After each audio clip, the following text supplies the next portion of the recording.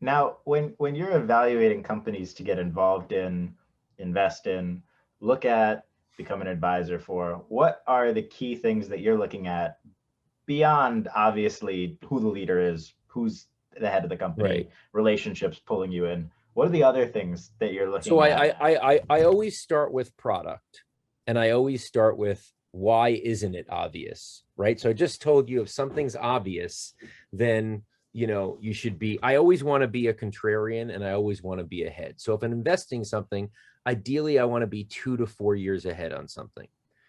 So basically, I've chosen to be in food and beverage investing because I believe that I've always loved the supermarket. My wife yells at me, "We've been in here for 2 hours. What are you doing?" I'm tasting, I'm looking at packages, I'm looking at new product. Always loved the supermarket.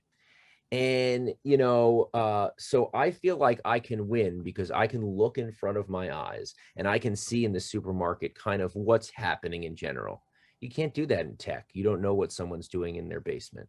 And to me, that makes me uncomfortable and thinks that I can't win as much.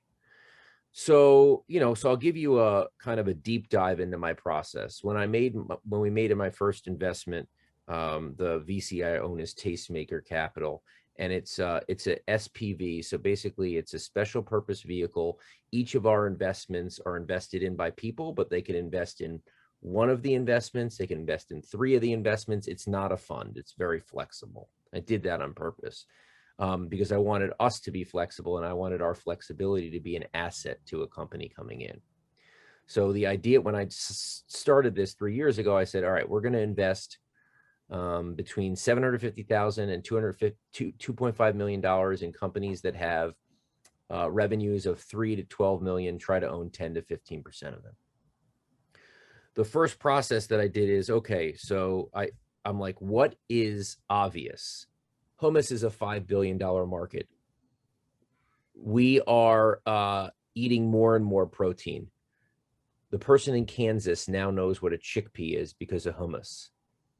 People want to eat snacks that are not straight up carbs.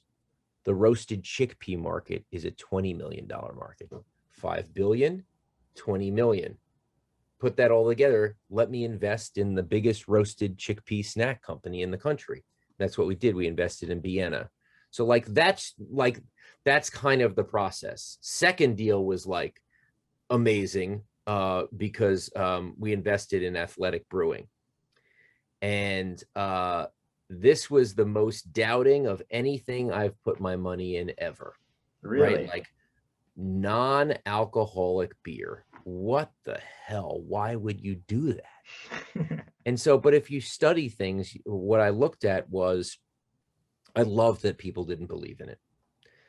I knew that people wanted to drink less.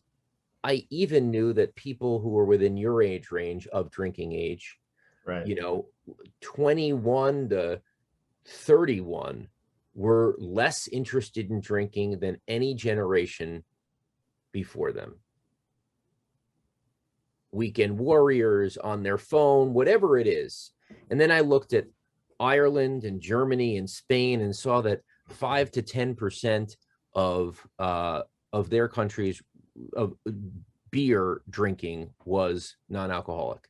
And I realized it's because there's nothing good. We have O'Doul's. It sucks. So if you could have a good craft non-alcoholic beer, it could be great. And we invested in the first round of Athletic, and they are rocking and rolling. And I think by the time this sells, we could 100x our investment. Wow. That's remarkable. Possibly 50 to 100x.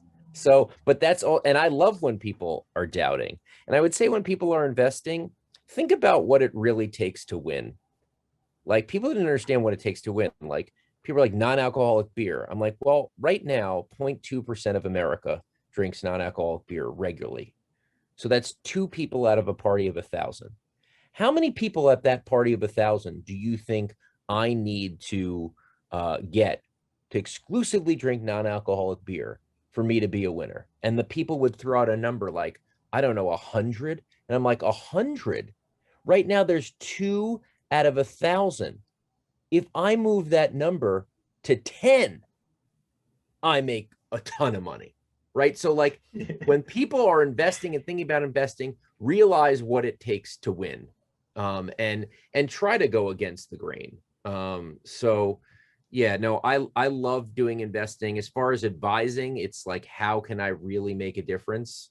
Um, I felt like I've really made a difference in Rally. It's been so fun helping them buy things that I can't afford, using my skills, as you know, to try to like find things that are in the wrong auction house, that are not described well enough, that don't have the authenticity, and we can do the authenticity ourselves. And by then, anything that creates a delta or an arbitrage, that's what I love to do. I'm also an advisor for the Players Trunk, which is a bunch of former student athlete managers who decided to sell athletes gear, and the revenue that they've brought in is beyond my wildest dreams. These for years, these schools have had equipment sales, and it's never been in control of the athletes. And they give them the opportunity to sell their stuff, and it's been amazing. So That's yeah, super cool. you do advising too. I mean, if you, it's not just, we both of us don't have time to just accept deals for money, Right. because it's just, if there's nothing that you're giving back or adding, then it's just not worth your time.